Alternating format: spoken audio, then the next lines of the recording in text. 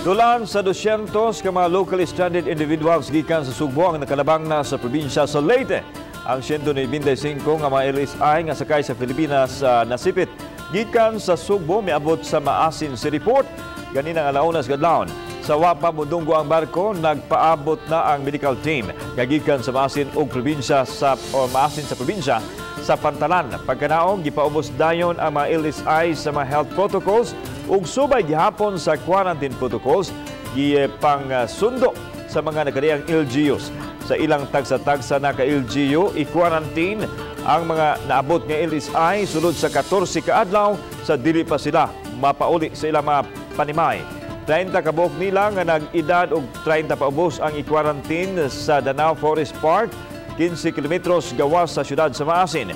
Dito ipaubos sila sa 14 ka adlaw or 14-day skills and first aid training.